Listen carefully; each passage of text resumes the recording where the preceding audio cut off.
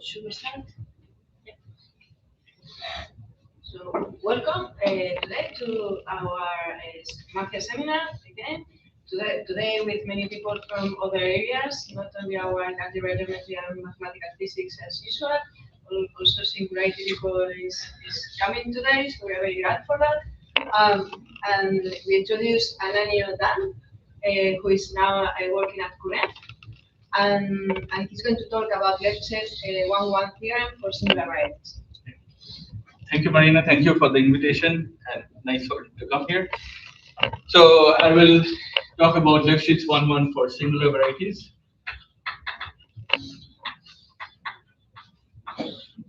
So all of you know about in the smooth case, but I will just start in the smooth setting. So in the smooth case, we start with x, any smooth. Does not need to be projective, but I say projective just for a lot of consistency. So I take x smooth projective, and we have the exponential short exact sequence.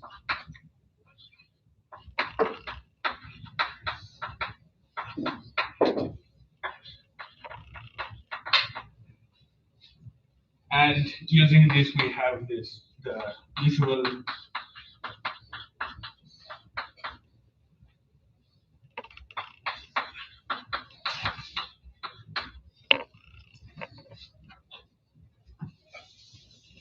please ask question if something I am missing. If I skip something, just stop me.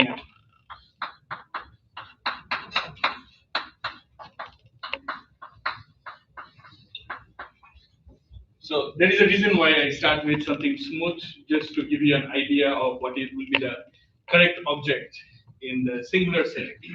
So this is our setting when we are in the smooth case. We have the first Chern class map here. So this is the same as the Picard group. And the Lefschetz 1-1 tells you that the image of this contains all the 1-1 classes. So I want to elaborate what does it mean to be all the 1-1 classes.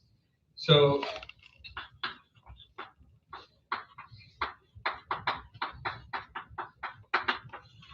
Lefschetz 1-1 tells us that C1 maps surjectively to all the 1-1 classes.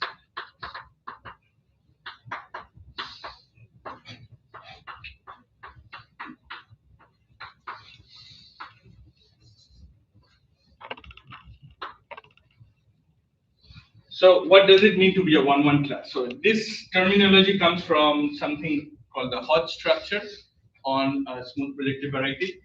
So what we know from Hodge theory is whenever I have some lattice on a cohomology group over a smooth projective variety, let's look at H2 in this case. Now, if I tensor this over the complex numbers, what is very important is this makes all the difference, that the decomposition appears only after you tensor with C. So if this decomposition does not exist over C, this decomposition is only over C. And there is a very canonical way of writing this as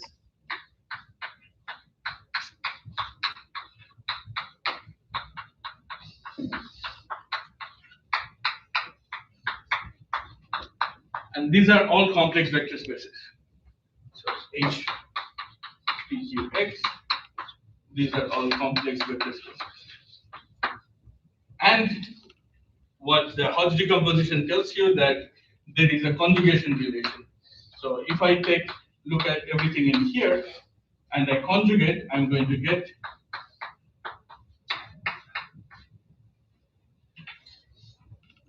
now I can look at the image of a line bundle in here, and I can look at what is the decomposition in here. So I looked at C1L, where L is a line bundle.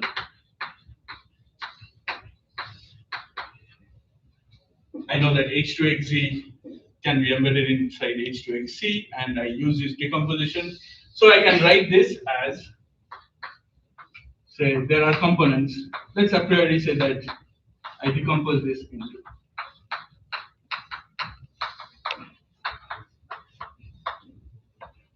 into all these parts.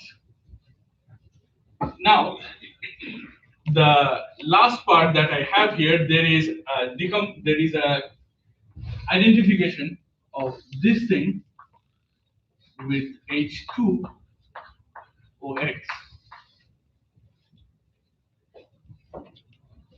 Just this last block. So in this equation as well, you see there is an H2OX in here. So what this map does is that when you have some alpha, you decompose this into. So this needs some checking. This just projects.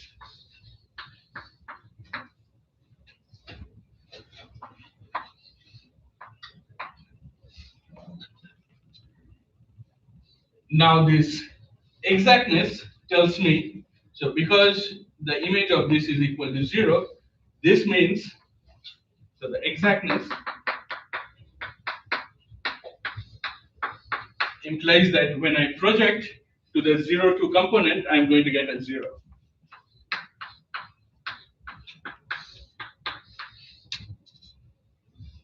And since this is also integral, when I take the conjugation, I'm going to get back the same thing. So C1L. This means that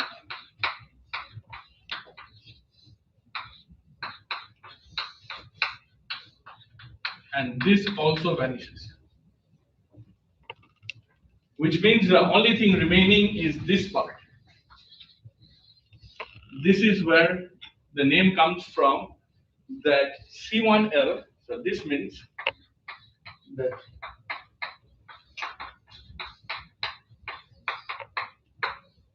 when you project to this into this decomposition, if it comes from the Picard group, the only part that survives is the 1-1 class. There are no more contribution from the other parts in the Hodge decomposition. So this is the story when it is smooth. So now let's see what happens when it is singular.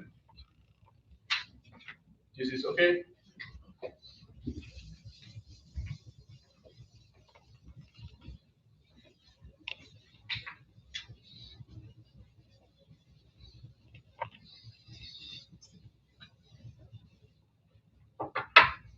So now let's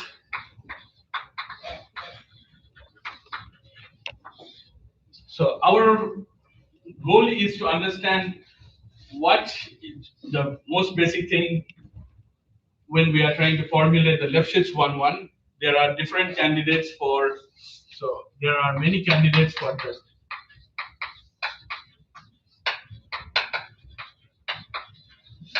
To replace it and to replace the 1-1. Let me write Z to say that I intersect with the lattice. Now, to understand this, we need to first understand what happens to the Hodge theory when X is singular. So let's do a simple example. So we want to know what is the Hodge structure when something is singular. So the most basic example that you can think of something singular is X nodal rational curve.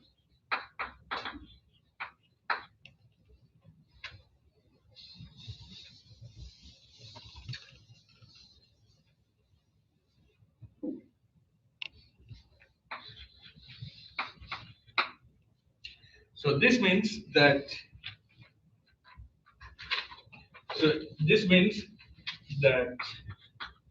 the arithmetic genus, which is same as the geometric genus, equal to 0. So in this case, the question we want to ask, what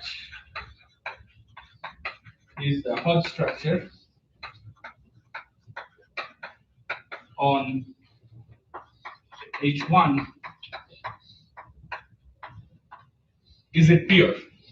That means that can I have a decomposition like that? So the Hodge decomposition tells me that whenever there is a K, I can get this kind of a decomposition where this first index varies from the largest index that you have here until 0. So whether we have such a decomposition, let's try in this example. So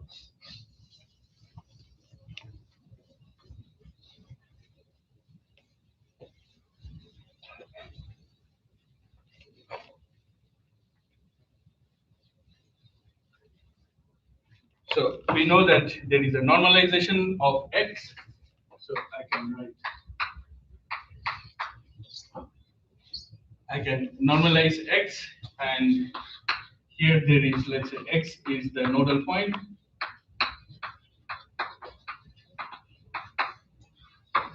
And then you have 2 points over the normalization, right? So using this, we can write an exact sequence which looks like cohomology's contravariant. So you start with X.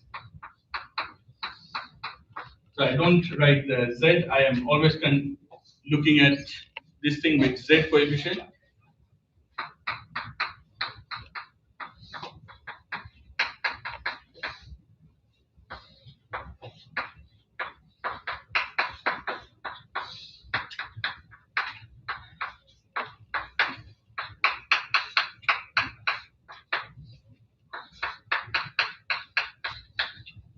And here H1 of the points are going to be 0.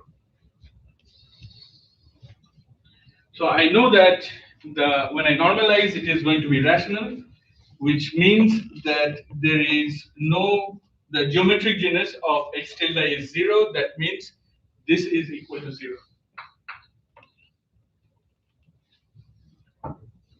And these are all irreducible, so all of this contribution, this one has contribution Z, this one is Z.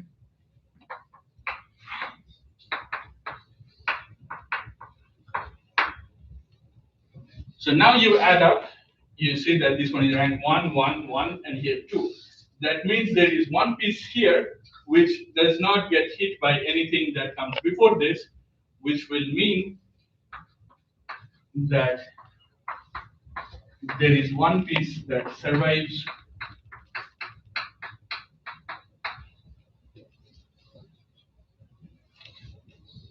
Now, if this one had Hodge structure, if X had pure Hodge structure, let's say the guess is that it is of pure Hodge structure of group 1,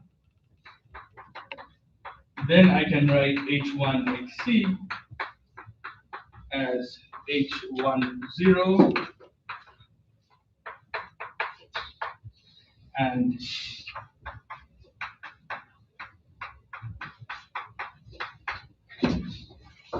the conjugate of H10 is H01, which means that both of them have the same dimension.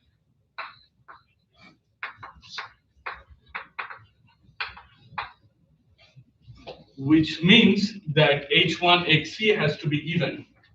So this means that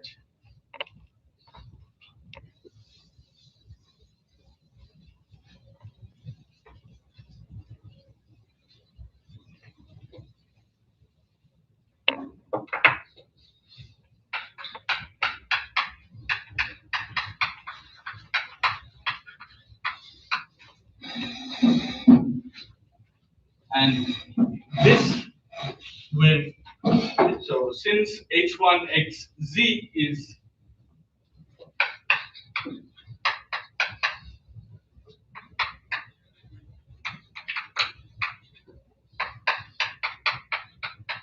H1XZ is isomorphic to Z, we know that H1XC is,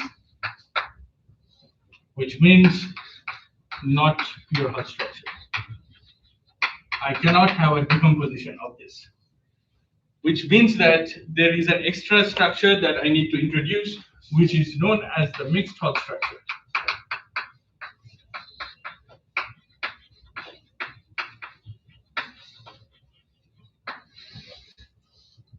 So let me just write in terms of the cohomology, but this is more general. So you start with,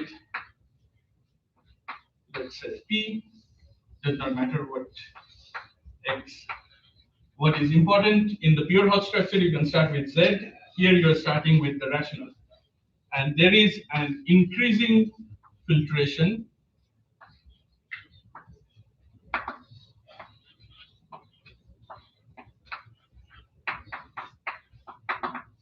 So there is an increasing filtration on the cohomology.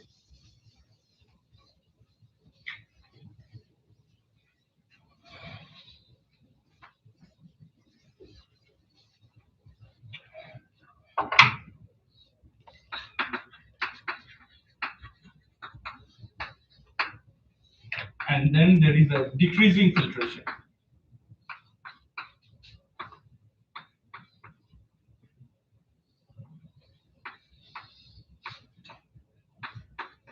So do not worry about this 2p here. So there is some result.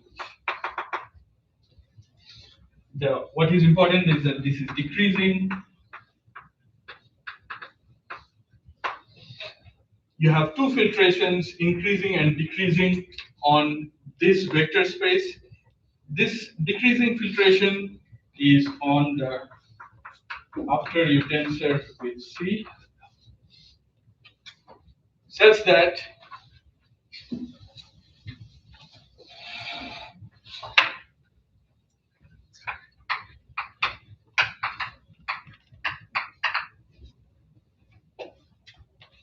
whenever you had pure Hodge structure, you just had this part. In the mixed Hodge structure, you're adding some new structure so that you can introduce the pure, so that you get a pure Hodge structure when you restrict to the weight graded pieces, such that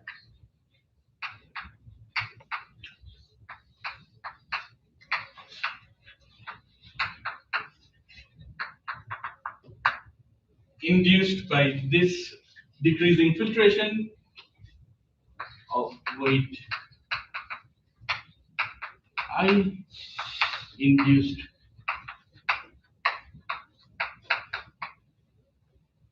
so what this means is that I can write is something like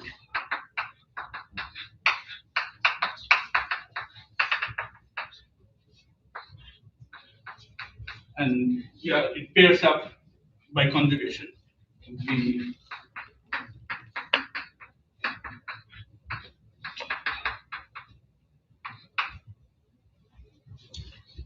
So far for the definition of Hodge structure, mixed Hodge structure. So when this comes into the picture is this will give me one of the candidates for the Lefschetz 1-1. So let's now start writing what are the possible options that we can have.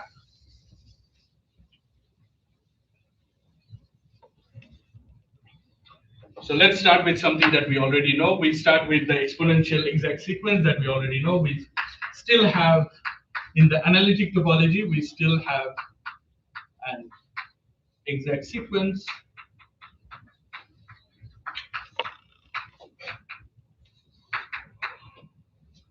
And you will have the same thing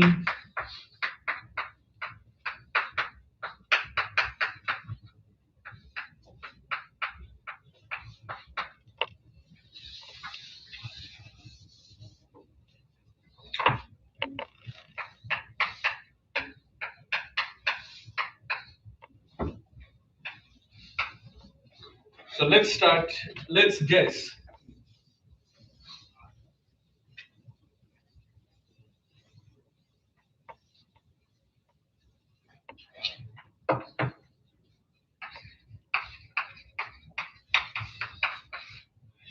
that C1, so this is the same as the Picard group.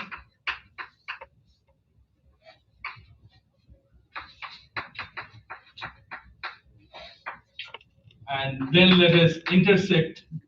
We know that there is a filtration, so let's intersect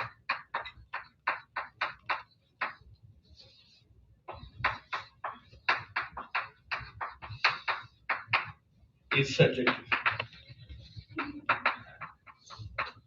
This is the immediate generalization of the smooth case.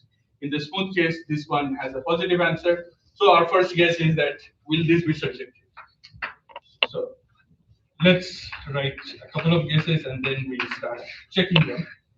Second guess. I have a natural map from here to when I quotient by the previous weight graded piece. I can also consider the composition to, let's compose this further.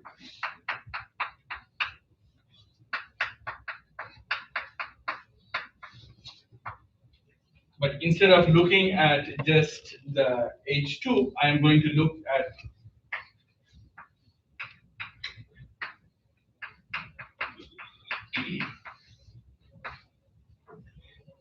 and I want to intersect this. So I do not want to make it too notationally complicated.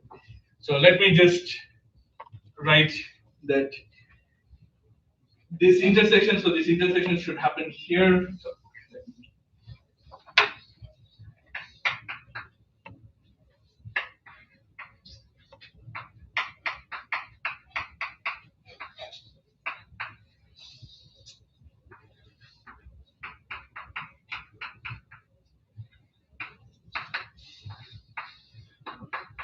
this is completely correct. Is this surjective? What this complicated looking thing is, this is just, I said the quotients have pure Hodge structure. So I restrict to the quotient. The quotient has a pure Hodge structure, and I look at all the 1-1 classes in that pure Hodge structure. So let me shorten the notation. From now on, I'm going to call this the H.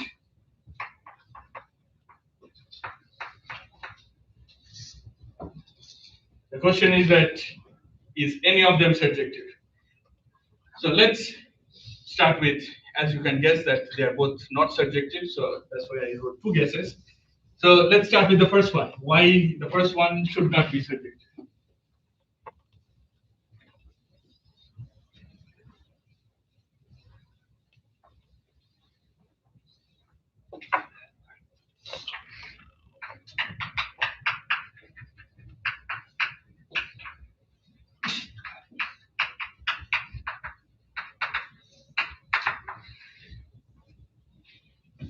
So to know that it fails, you just need an example.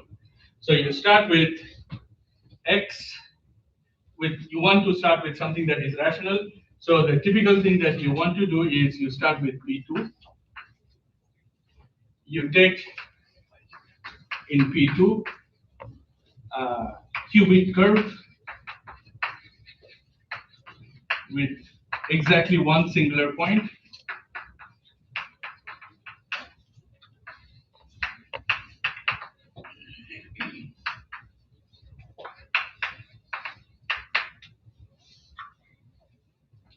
And then you take another, so this plays the role of some kind of, you choose the general points to blow up here. So this D does not play too much of a role.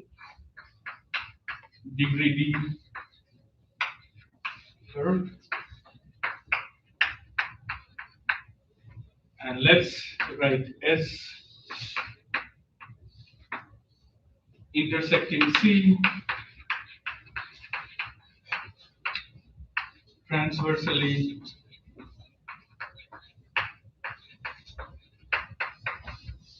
away from the singular locus.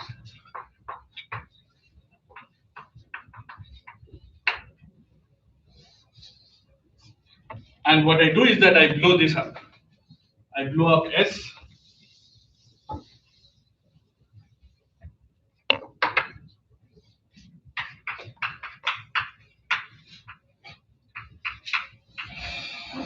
And here, let me take the strict transform.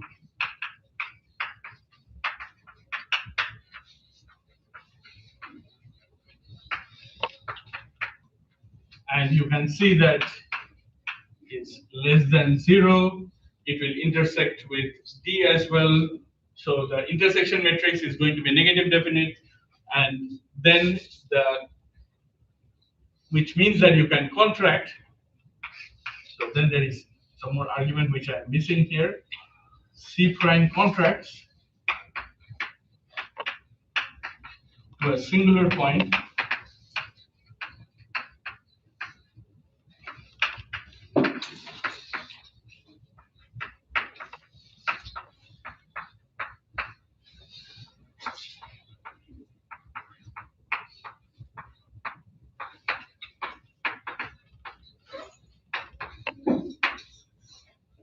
So let's study this example.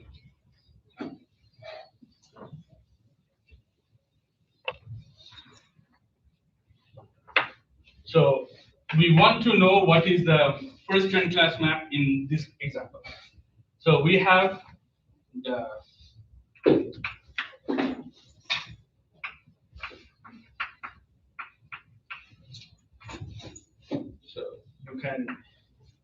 the map before this is y.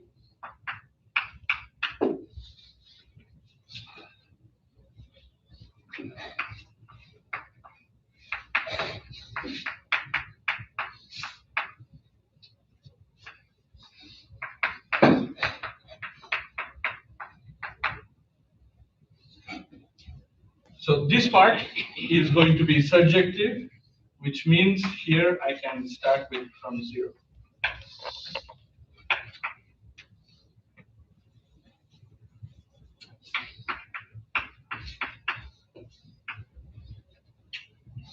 Sorry, I'm making it here.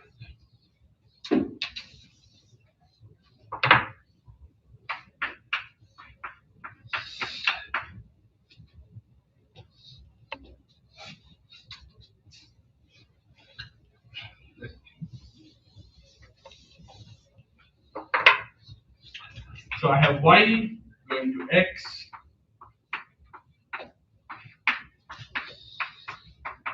So let's write the sequence properly.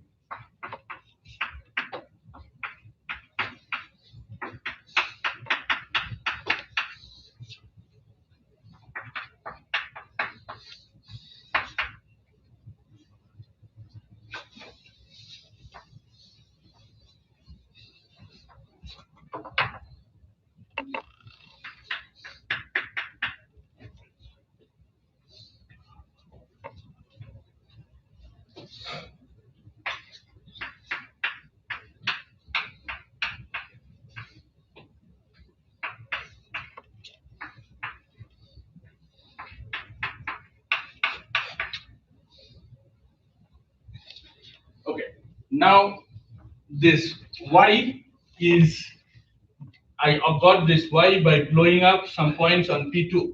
So y is the blow up of P2 in some points. That means that y is rational, which means the first there is no first cohomology here.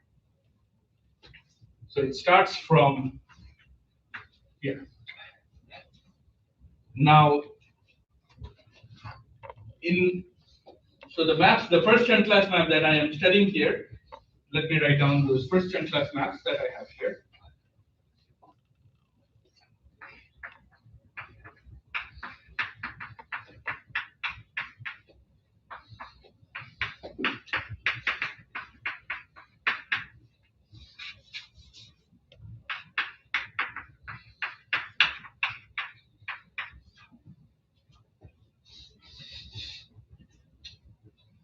So here there is an object that there is a very canonical object that I can choose here. I can choose a difference of two exceptional divisors. I have blown up P2 in S points. There are S number of exceptional divisor. I choose E1 and E2 such that when I map it to here, the Picard group of C prime, the Picard group of a singular cubic curve, this is going to be, this is still isomorphic to, this is not trivial. I can choose E1 and E2 says that this is non-zero.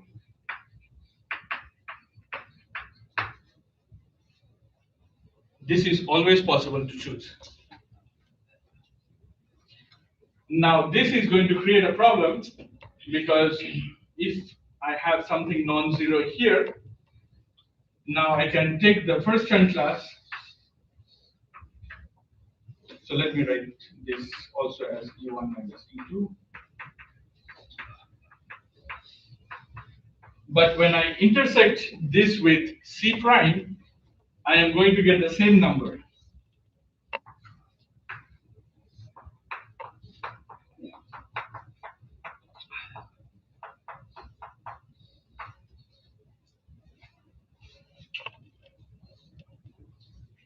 Which means I have an element in the Picard group which goes to 0 in here. Now this is exact, which means I have something here that maps to this element. The question is this element, whether it comes from here or not. The problem is if it comes from here, so y is rational as we saw here, which means the kernel of this first Chern class map is in the H1 OY. So the kernel is in H1 OY, which because it is rational, this is 0, that means this is injective. So if there is an element which maps to this, by this injectivity, it will mean that it will also map to this. But then this is exact, so that will contradict the non-zero assumption here. Which means there is no element in the pre-image of C1. So let's write two cases.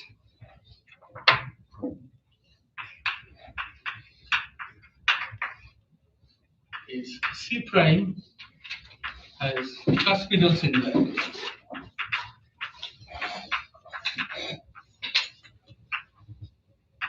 Which means that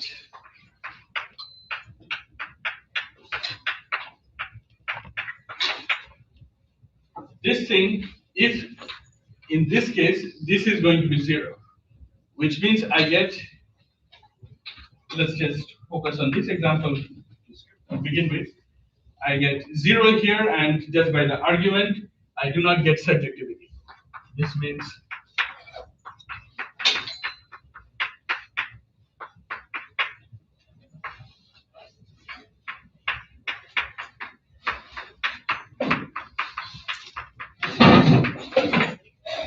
it's not surjective. So even when, so this is all in with Z coefficient, this exact sequence is an exact sequence of pure Hodge structure, which means it obeys all the filtration, and just this is injective, and we just argued that any alpha that you have here cannot be hit by an element in here. So in this case, the first guess that we had fails. Now let's try, even if this is not surjective, you can guess that when you quotient by something bigger, maybe that map is surjective. So let's try to disprove that as well. So let's try case 2. C prime is nodal.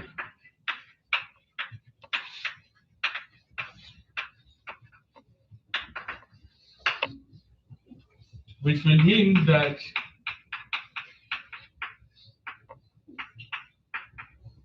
which we just calculated, the example that I just calculated, that will tell me that in this example, this is equal to Z.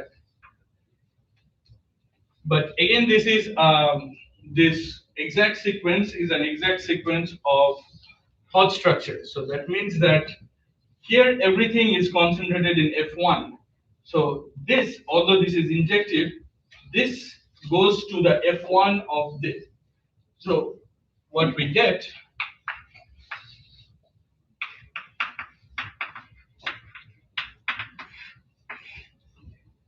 in this example, somehow this is surjective because the F1 that comes from here, goes to here. So this will be one-dimensional, and it is going to be hit by the hyperplane section. So this is going to be still be surjective in this example. So let me check this part.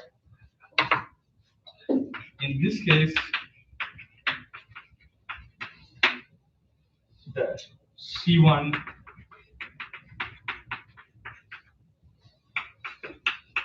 so let me just shorten the notation a bit, is surjective. So we have an example where this is not surjective, we have an example where this is surjective. Now let's see, I'm going to use this to show that the guess 2, the second guess, is not correct. Now, although this goes to F1, F1 is also of weight 1. This is a Hodge structure of weight 1. So weight 1 Hodge structure goes to the weight 1 Hodge structure. So when I mod out, that vanishes. So when I look at the graded piece, I am still going to get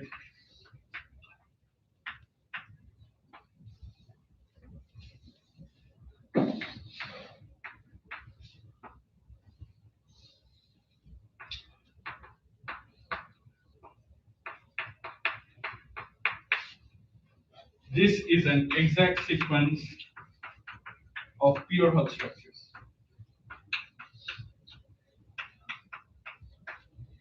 But I don't need to change this example at all. So I can use exactly the same example. I have this difference, this goes to something non-zero, and now I have something injective. I know that there is an alpha in here. By the same argument, because it goes to something non-zero, it cannot come from here, which means that in this case,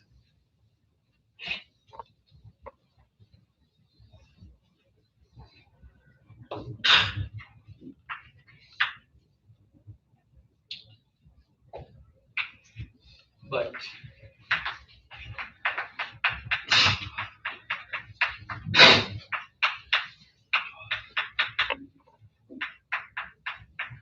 it's not surjective.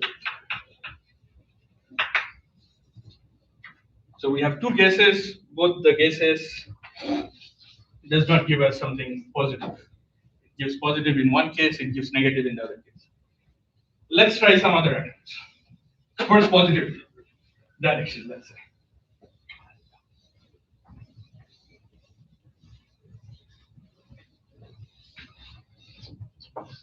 So let's try to do something a bit more general.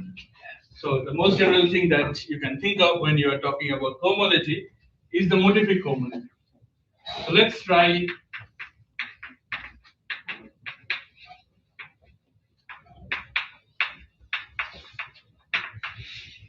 so this sounds very scary, at least to me. So, but let's do the simple. For H2, it is very simple. So for H2, you start with X. You have to take something which is called the simplicial resolution. Now, there can be many simplicial resolution, but there is a very explicit one. So you can take this as the resolution of X. Now you will have something. This one, you take the resolution of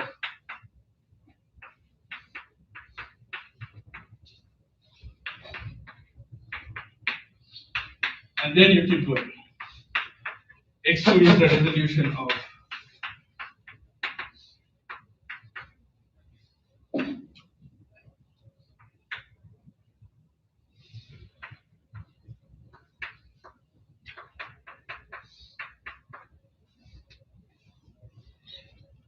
so you keep going like this. For H2, you only need till this part. So what is relevant for us is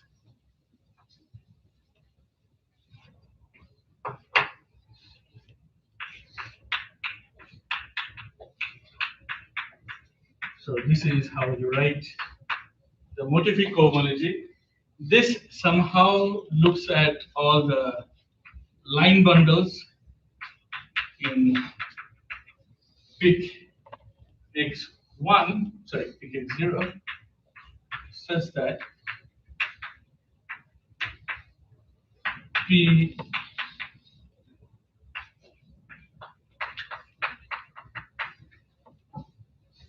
and there is some cocital condition.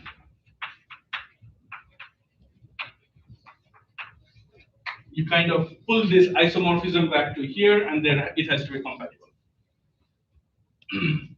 Now, here we have something that is kind of a bit general. The first question is that is there a cycle class map? Can I write? I want to write a map to H2X, Z or Q or the GRW2. Is there a map like this? So let's use exactly the same sequence to get something in this direction. The way to look at this is like a hypercohomology.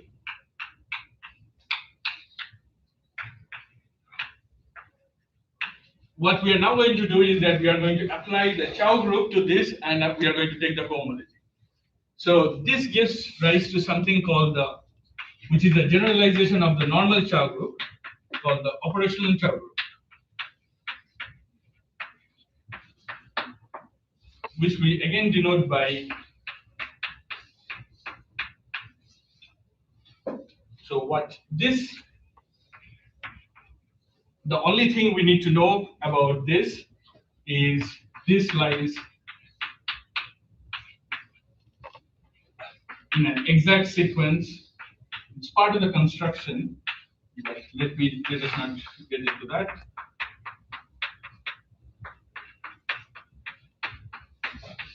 So these are the usual Chow groups. So whenever, let me write CH. And maybe I should also remark that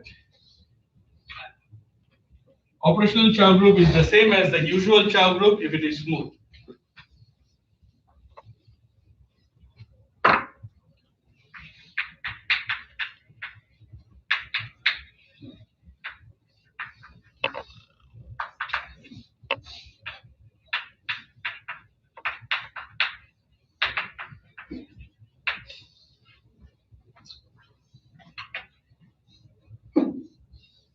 So our goal is to get this kind of a map. Why do we know such a map? We know such a map when we are in a smooth setting. Whenever we are in a smooth setting, we know that there is a map. So x0 and x1, these are all smooth. So these are all the resolutions, so these are all smooth. And we know how to define a map in this case. And we know the image.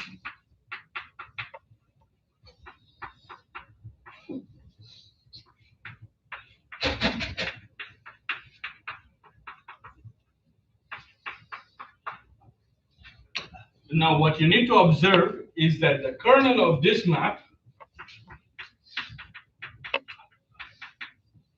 is going to be exactly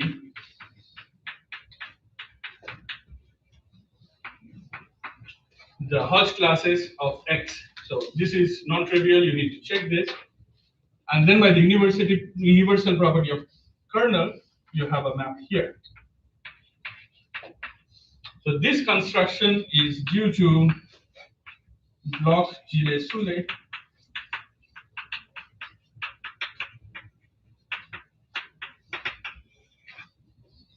And they also say that the CLP map is functorial.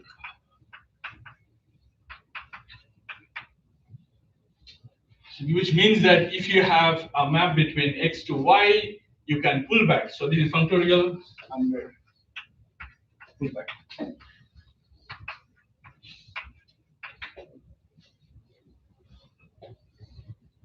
Now we have a candidate. We have this kind of a map. We just have to relate this to this.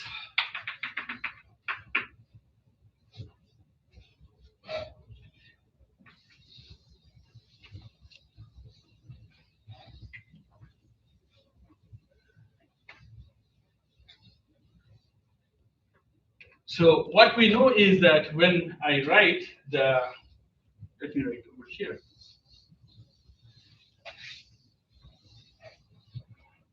This map by construction, there is the way we constructed this, these were line bundles. So let's just now stick to one. This same construction works for all P, but for today, let's just stick to one. So by construction, there is a map from here to here. And we already saw that these two, when you pull back, they're isomorphic, which means that this is zero map here. The composition of this is zero, which means I have a map from here to here. So the cycle class map that we have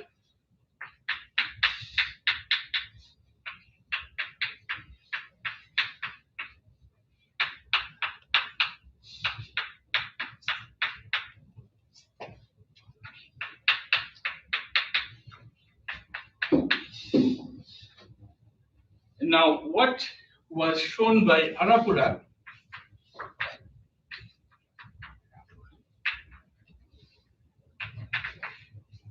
there is a natural map because this is quotient. I am quotienting the cohomology group on X by something in weight 1. So there is a natural map from H1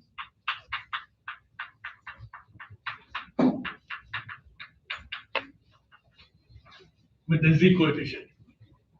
What Arapura showed is that these classes lift to here. So there is an obstruction theory that he develops, and he says that this map lifts. Let's call this 0 prime P, and this we are only doing it for P equal to 1 is surjective.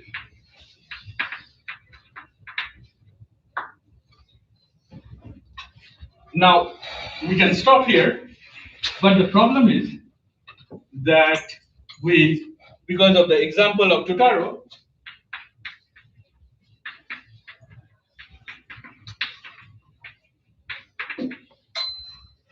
this map, that is something that looks like a quotient map, but it's not really a quotient. We are kind of intersecting before taking the quotient, and here we are first taking the intersection and then taking the quotient. So this star is not surjective. So we still do not know whether this will give whether this map is going to be surjective, or we still do not know how to get all the elements in here. So that is still, we do not understand how to get all the elements in here. And we know that there are elements in here that comes from geometry. So this is what we have worked in some examples.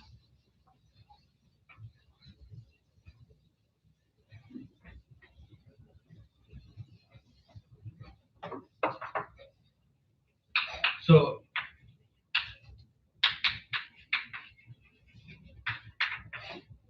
is that this map, so if X is an isolated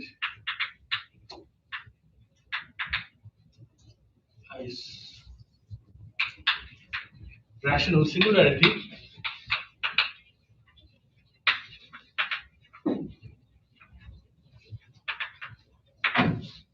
then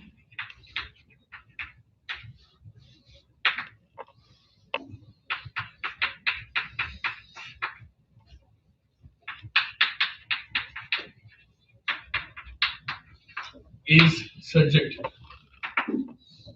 So I want to say a couple more minutes, take a couple more minutes. Now the question is that, so this kind of studies a little bit more about how the operational Chow group on X relates to the resolutions of X and the exceptional divisor and the corresponding exact sequences coming from the Hodge classes. Now that the question is that, is this always going to work? Is there going to be a known counterexample? So again, we found an example where this does not work. So same example as before, as we were looking at, with the only difference is that we started with something nodal or cuspidal elliptic curve with a singular point. So instead of taking a singular point, let's say take C is a smooth cubic curve.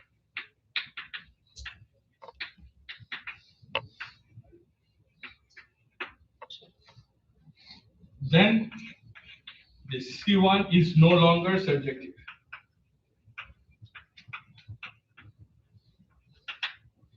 However, this means that A1X is a bit too small to get all the classes that are there in the Hodge classes in X. However, in the case of isolated singularities, we do have an object which will always work, but it is slightly bigger than A1X. So I do not go into the details of the construction. The construction is very simple. So there is a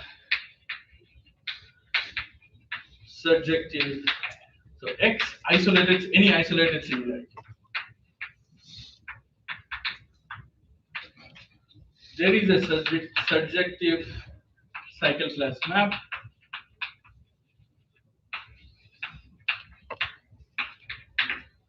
from, so we have to take some kind of an inverse limit over some object. So we take an inverse limit of all the resolutions of X, and here is something that is slightly bigger than A1X, but the image we are going to get to the Hodge classes. So I do not have time to give all the details of this one. What I want to say here is that we felt that the result of Arapura was fantastic, but it did not tell us there are more 1-1 classes in X, there are more rational 1-1 classes in X than hit by the just F1. So we wanted to capture all of those classes, and to capture all the classes, we need to take something slightly bigger, and that works for all isolated singularities. So I want to stop here.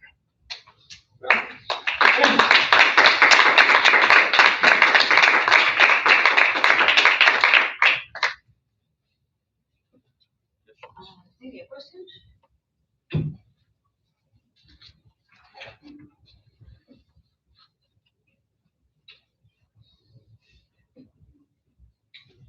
I have a question. I mean, you went to a very specific, you had a very specific example that you get to make it what you wanted. How did you get to that example? I mean, that example is coming from Totaro. We stole from Totaro. Okay. So we just made more combinations of Totaro. That is like a classical example which everybody has worked on combinations of that, and that gives you a lot of details. And I guess that is the most simple one. The simplest one, yes, exactly. What will be the next step? So the next step will be to get rid of the isolated singularity part. It gets more complicated. So the next step would be to get rid of, if we can get rid of the singularity. The problem is that when you get rid of the isolated, there is some more contribution coming from. So normally, if X is not isolated, you have something like going to the resolution and the singular locus. So this vanishes when you have isolated singularity. When you do not have isolated singularity, you have to keep track of the contributions from here, and that is complicated. Armando Capasso was watching us. Do you have any question? There's no question in the chat. Everybody is prepared. Questions? No? So let's thank Dan again.